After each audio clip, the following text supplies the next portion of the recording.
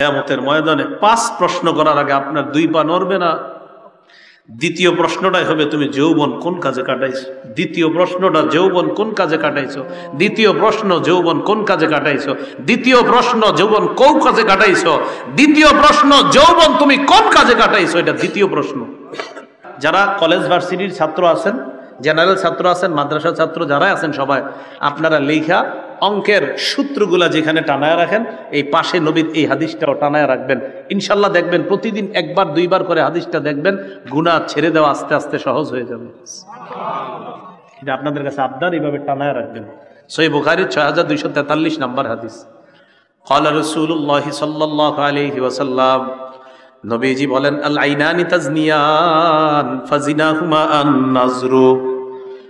নবীজি বলেন 2 চোখ জিনা করে, 2 চোখের জিনা হলো দেখা। 2 চোখ জিনা করে, 2 চোখের জিনা হলো দেখা। নাটক সিনেমা যখন দেখতে মন চাইবে, নবীর এই হাদিসটার দিকে একবার তাকাবেন।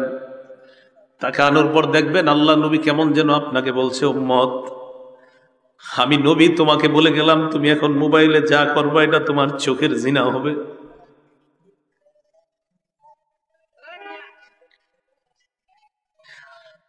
অনেক মানুষ প্রতিদিন এই গুনাহে লিপ্ত হয়, চোখের জিনা করে।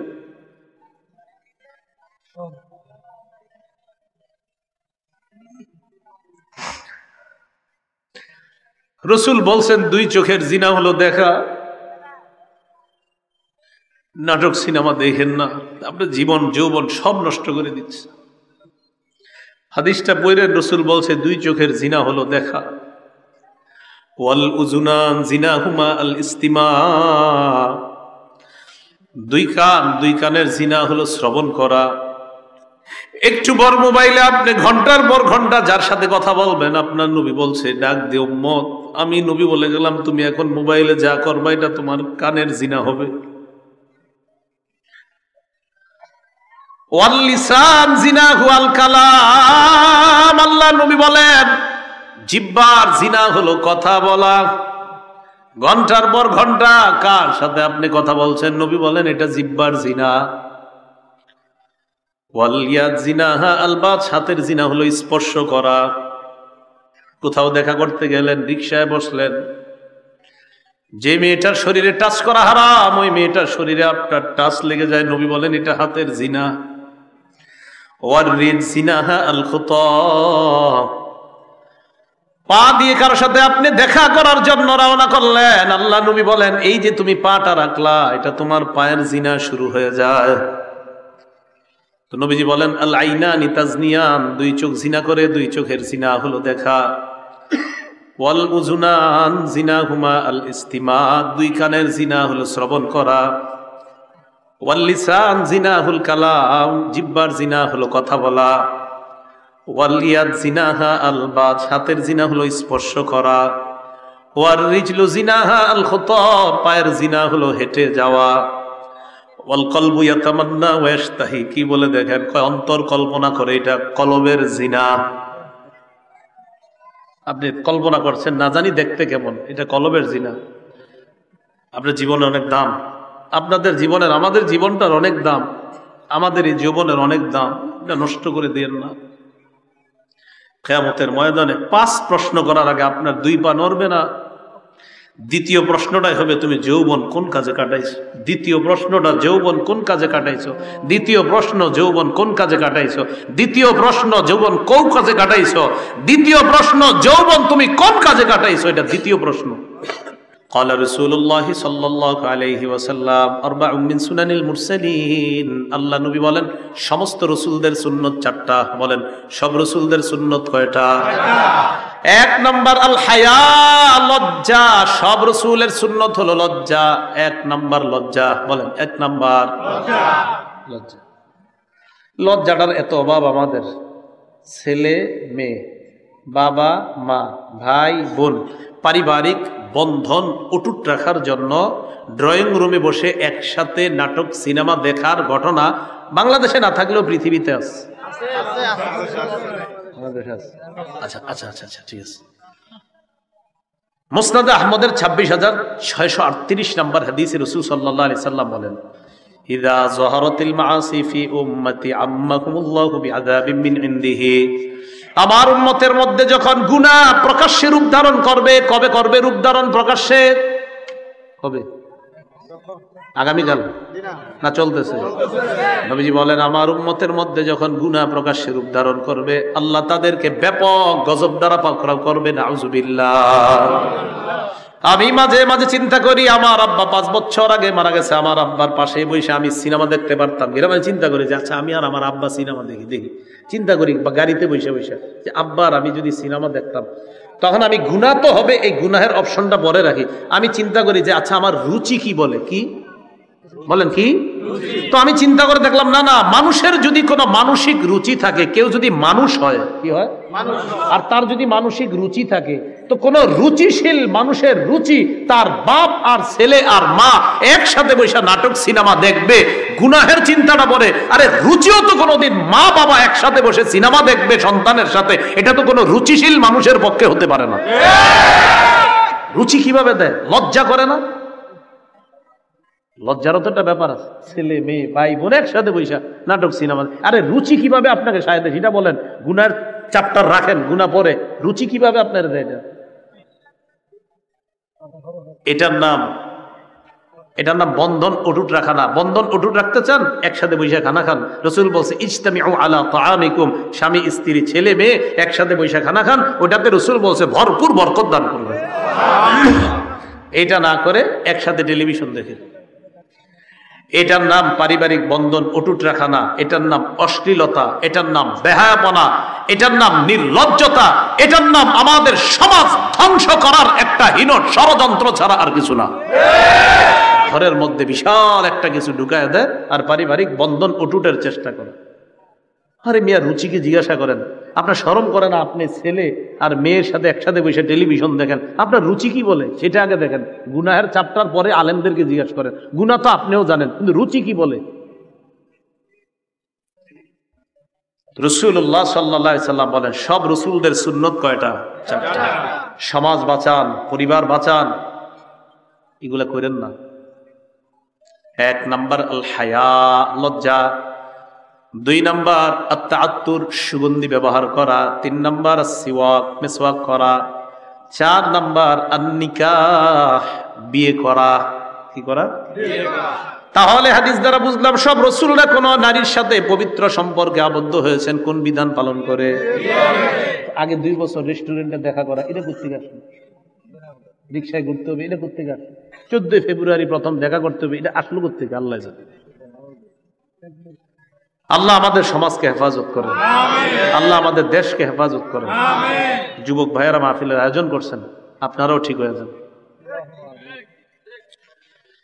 তাহলে 1 নাম্বার কারণ জানলাম আমাদের চরিত্র ধ্বংসের, ইসলামী শিক্ষার অভাব। ইসলাম শিক্ষা দেয় বিয়ে করো, আর ইসলামের বহির্ভূত শিক্ষা হলো আগে চিনো, জানো, 5 বছর প্রেম করো। এটা হলো ইসলাম বহির্ভূত শিক্ষা। আল্লাহ আমাদেরকে ইসলামী শিক্ষায় যেন আমরা সামনে বাড়তে পারি, আল্লাহ তৌফিক দান। 2 নাম্বার কারণ নারী পুরুষের অবাধ মেলামেশা। কি বললাম? অবাধ মেলামেশা। এটা আপনাদের এই মেঘনা এলাকায় না থাকলেও আমাদের বাংলাদেশে আছে। কিছু বলতে হয়। সহিহ বুখারীর 5232 নম্বর হাদিস।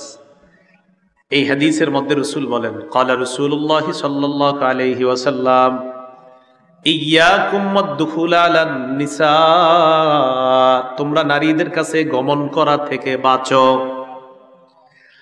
নারীদের সাথে অবাধে মেলামেশা করা থেকে তোমরা বাঁচো।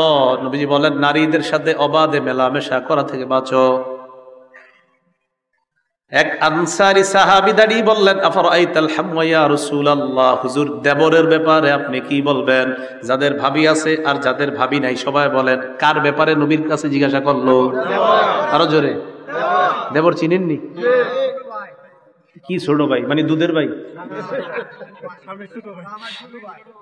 25 বছর, 18 বছর, 20 বছর। ছোট ভাই বললে বুঝে কি জানেননি? খোকা।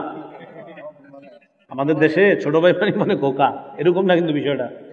ছোট ভাই মানে খোকা না, স্বামীর ছোট ভাই। আচ্ছা যাই হোক, যুবক বালেক। এক আনসারী দাঁড়িয়ে বললেন, ইয়া রাসূলুল্লাহ, দেবরের ব্যাপারে আপনি কি বলবেন? দেবরের প্রশ্ন কেন করলেন? কারণ দেবর ভাবিরা এক বাড়িতে থাকে, এক ঘরের মধ্যে থাকে। নবীকে এই জন্য প্রশ্ন করলেন। নবীজি যে জবাবটা দিলেন, এই জবাবটা আমিও আপনাদেরকে শোনাবো। শোনানোর পর বাংলাটা আমার সাথে আপনারা বলবেন। নবীজি বললেন, দেবর হলো মরণ। দেবর হলো বলেন, ভাবির জন্য দেবর হলো। অনেক ভাবিরা বাহিরে পর্দা করে, মানে আপনার খাস পর্দা সব ঠিক আছে, ঘরে পর্দা করে, দেবরের সাথে পর্দা করে না। তো কি হলো এটা? যেটারে নবী মরণ বললেন, এখানেই পর্দা নেই। আল্লাহ কথা, আমার কথাগুলো আমি বোঝানোর চেষ্টা করতেছি, আল্লাহ আপনি তাদেরকে সঠিক বুঝ দিয়ে দিন। তাহলে দেবর ভাবির জন্য কি মরণ। তাহলে এই অবাধে মেলামেশাটা আমাদের সমাজে আছে, এটা দ্বিতীয় কারণ। আমাদের সমাজ, আমাদের পরিবারগুলা, আমাদের ঘরগুলা, আমাদের এলাকাগুলা ধ্বংসের এটা দ্বিতীয় কারণ। নারী পুরুষের অবাধ মেলামেশা, কিছুই মনে করে না, এটার কোনো ভাবনাই নাই। এটা যে গুনাহ, অনেকে এটা মাথায় আনে না। আরে আমার ভাবি ছোটবেলা থেকে আমার বড় করছে, বালেগ হওয়ার পরে যে ভাবির সাথে পর্দা করতে হবে, আর পর্দা না করা যে গুনাহ, এটা অনেক পরিবার তো গুনাহই মানতে চায় না। এটা যে হারাম। সহিহ বুখারীর 5233 নম্বর হাদিস। হ্যাঁ, হারাম। বিয়ে করতে গেলে আপনি যেই মেয়ের বিয়ে করবেন, এই মেয়েকে বিয়ের আগে আপনার বাবার জন্য দেখা হারাম। সুন্দর কথা বলছি।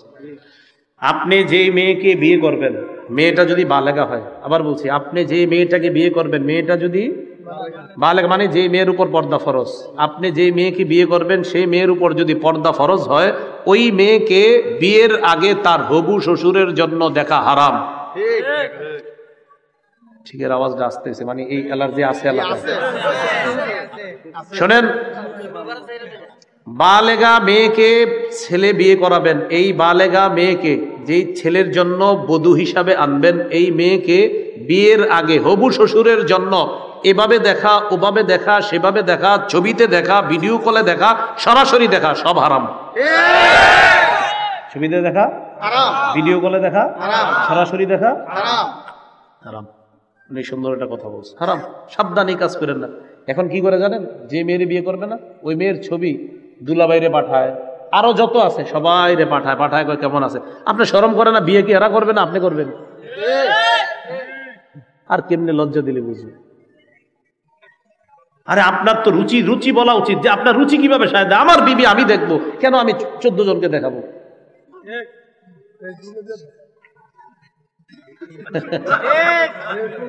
ফেসবুকে দিয়ে দেয়।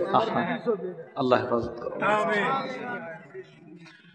রাসূলুল্লাহ সাল্লাল্লাহু আলাইহি সাল্লাম বলেন, কোন ব্যক্তি বিয়ে করার পর তার বিবির সাথে কি হয় না হয় যদি বন্ধুদের সাথে শেয়ার করে, তাহলে রাস্তার মধ্যে শয়তান একটা অন্য শয়তান নারীর সাথে জিনা করলে সরাসরি, যেমন এরা কেমন যেন এই দুইজন এক শয়তান আরেক শয়তানের সাথে রাস্তায় ব্যভিচার করলো, যারা বউয়ের সাথে কি হলো না হলো এটা যারা বন্ধুর সাথে বলে বেড়ায়।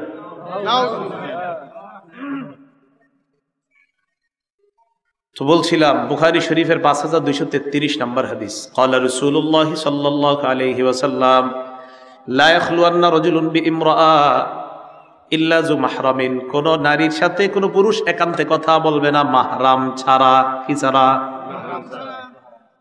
কোন নারী যদি কোন চেম্বারের মধ্যে বসে, ওই চেম্বারের মধ্যে যদি কোনো পুরুষ থাকে, ডাক্তার যদি পুরুষ হয় আর নারী যদি একা হয়, ঘরের মধ্যে যদি অন্য কেউ না থাকে, আল্লাহ নবী কয় এই জায়গায় এই নারী মাহরাম ছাড়া ওই পুরুষের সাথে একান্তে কথা বলা যাবে না। কি বলা যাবে না? এই কথা বুঝতেছেন? কোন পুরুষ কোন নারীর সাথে একান্তে কথা বলবে না মাহরাম ছাড়া।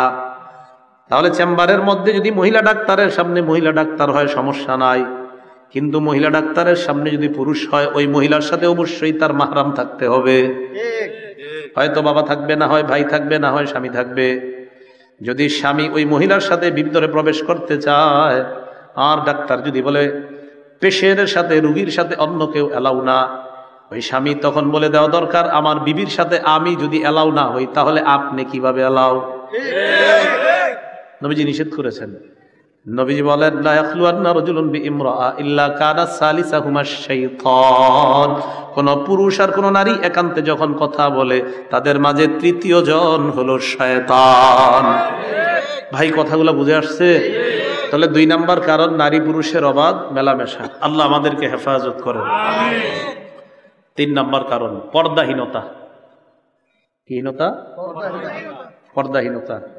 নারী ঢেকে রাখার জিনিস, নারীকে ঢাকনায় রাখতে হয়, নারীকে পর্দায় রাখতে হয়, নারীকে ঢেকে রাখতে হয়।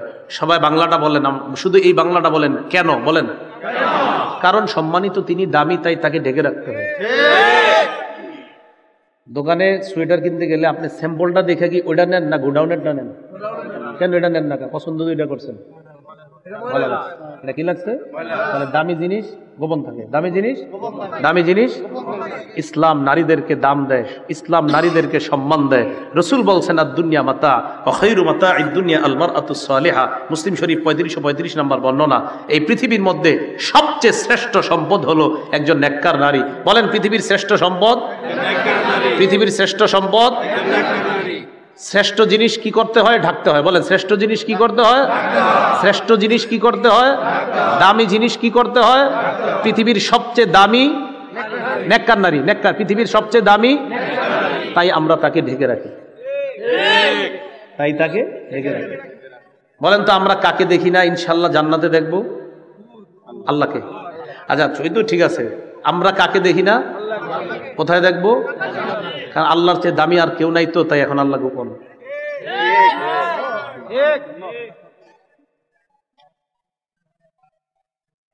এই জন্য দামি জিনিস দেখতে হইলে যোগ্যতা অর্জন করতে হয়। তো আমরা যোগ্যতা অর্জন করে যখন জান্নাতে যাব, তখন সবচেয়ে দামি আল্লাহকে দেখতে পাবো। নেককার নারী সবচেয়ে দামি। এই নেককার নারীকে অর্জন করতে হলে পুরুষটাকেও দামি হতে হবে, তাই আপনি শুধু তাকে দেখতে পাবেন, অন্যরা না। তো নারীকে পর্দায় রাখতে হয়। তিরমিজি শরীফের বর্ণনা 1173 নম্বর হাদিস। قال رسول الله صلى الله عليه وسلم المرأة عورة। নবীজি বলেন, নারী ঢেকে রাখতে হয়, নারীকে ঢাকনার মধ্যে রাখতে হয়। فإذا خرجت استشرفها الشيطان। এই নারী যদি ঢাকনা ছাড়া বের হয়, পর্দা ছাড়া বের হয়, শয়তান পুরুষের সামনে ওই নারীকে আকর্ষণীয় রূপে উপস্থাপন করে দেয়। নাউজুবিল্লাহ। সত্যি করে বলেন, একটা মেয়ে পর্দা ছাড়া বের হইলে অন্য পুরুষের লুলুপ দৃষ্টি তার উপর পড়তে পারে কিনা? তো এই পর্দাহীনতা তৃতীয় কারণ। আমাদের চরিত্র, নীতি, নৈতিকতা, আমাদের সমাজ ব্যবস্থা ধ্বংসের 3 নম্বর কারণ পর্দাহীনতা। 4 নম্বর, বলেন আমার সাথে, দৃষ্টির অপব্যবহার। দৃষ্টি দিয়ে দেখবেন মাকে, বোনকে, বিবিকে, কন্যাকে। আপনি এদেরকে না দেখা মোবাইলে রাতে কাদেরকে জানি দেখেন, আবার বাহিরে আইসা রাস্তায় কাদেরকে জানি দেখেন। আবু দাউদ শরীফের 4173 নম্বর হাদিসের বর্ণনা। قال رسول الله صلى الله عليه وسلم। নবীজি বলেন, কুল্লু আইনিন জানিয়া। সব চোখ জিনা করে, সকল কুদৃষ্টি জিনা করে। বলেন, সকল কুদৃষ্টি, আবার সকল কুদৃষ্টি। নবীজি বলেন, আল মারআতু ইদা খারাজাত। নবীজি বলেন, আল মারআতু ইদা ইসতাতারাত ফামাররাত বিল মাজলিস। কোন নারী সুগন্ধি ব্যবহার করে যখন রাস্তায় বের হয়, বের হওয়ার পর যখন পুরুষের সামনে দিয়ে যায়, ফাহিয়া কাযা ওয়া কাযা ইয়ানি জানিয়া। কোন নারী যখন সুগন্ধি ব্যবহার করে পুরুষের সামনে দিয়ে যায়, আল্লাহ নবী এই নারীকে ব্যভিচারিণী নারী বলছে। সেন্ট ব্যবহার করছে, পারফিউম ব্যবহার করছে, এটা করে অন্য পুরুষের সামনে দিয়ে গিয়েছে, ওই পুরুষের নাকে তার সেন্ট গিয়েছে।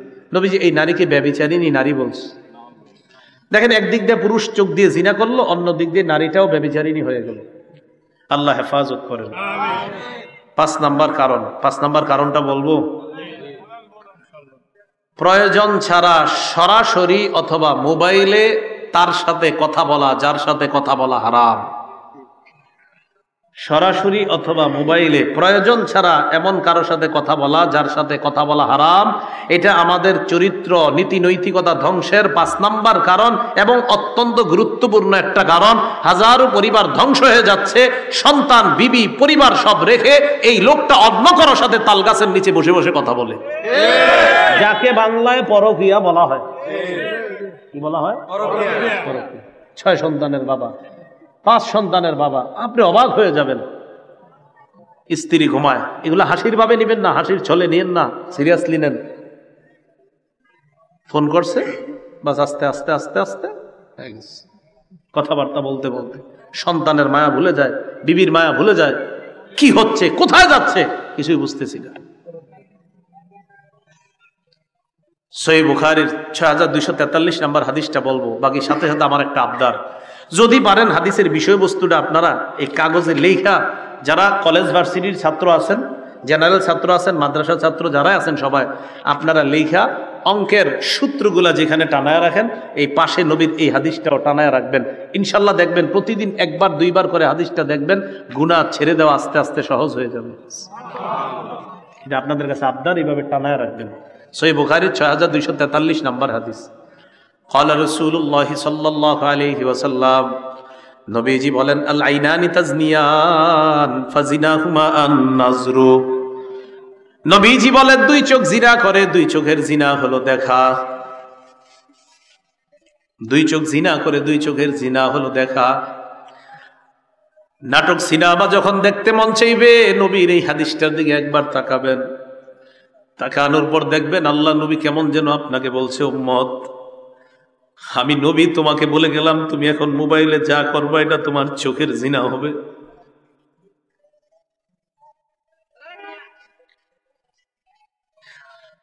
অনেক মানুষ প্রতিদিন এই গুনাহে লিপ্ত হয়, চোখের জিনা করে।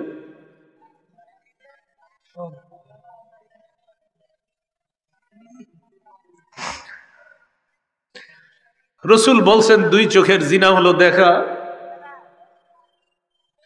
নাটক সিনেমা দেখেন না, আপনার জীবন যৌবন সব নষ্ট করে দিচ্ছে। হাদিসটা পড়ে রাসূল বলছে, দুই চোখের জিনা হলো দেখা। ওয়াল উযুনান জিনাহুমা আল ইস্তিমা। দুই কানের জিনা হলো শ্রবণ করা। একটু বড় মোবাইলে আপনি ঘন্টার পর ঘন্টা যার সাথে কথা বলবেন, আপনার নবী বলছে, ডাক দে উম্মত, আমি নবী বলে গেলাম, তুমি এখন মোবাইলে যা করবা এটা তোমার কানের জিনা হবে। ওয়াল লিসান জিনাহু আল কালাম। আল্লাহ নবী বলেন, জিহ্বার জিনা হলো কথা বলা। ঘন্টার পর ঘন্টা কার সাথে আপনি কথা বলছেন, নবী বলেন এটা জিহ্বার জিনা। ওয়াল ইয়াদ জিনাহা আল বাত। হাতের জিনা হলো স্পর্শ করা। কোথাও দেখা করতে গেলেন, রিকশায় বসলেন, যে মেয়েটার শরীরে টাচ করা হারাম, ওই মেয়েটার শরীরে আপনার টাচ লেগে যায়, নবী বলেন এটা হাতের জিনা। ওয়ার রিদ জিনাহা আল খুতা। পা দিয়ে কারোর সাথে আপনি দেখা করার জন্য রওনা করলেন, আল্লাহ নবী বলেন এই যে তুমি পাটা রাখলা, এটা তোমার পায়ের জিনা শুরু হয়ে যায়। তো নবীজি বলেন, আল আইনানি তাজনিয়ান। দুই চোখ জিনা করে, দুই চোখের জিনা হলো দেখা।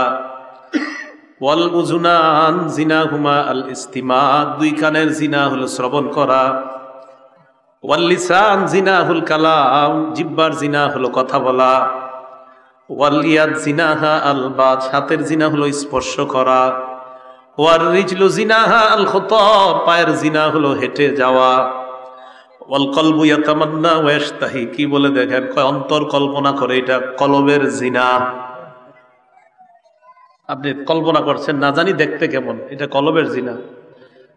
আপনার জীবনের অনেক দাম, আপনাদের জীবনের, আমাদের জীবনটার অনেক দাম, আমাদের এই জীবনের অনেক দাম, এটা নষ্ট করে দিয়েন না।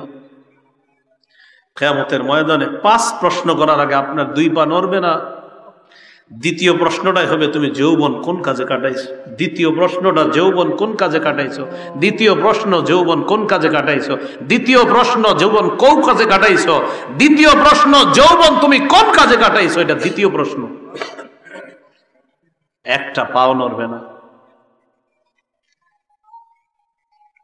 পরের হিসাব কি দিবেন? 5 প্রশ্নের পরের গুলা কখন দিবেন? দ্বিতীয় প্রশ্নে তো আমরা এই যুগে যারা আছি সবাই মনে আটকে যাবো দ্বিতীয় প্রশ্নে।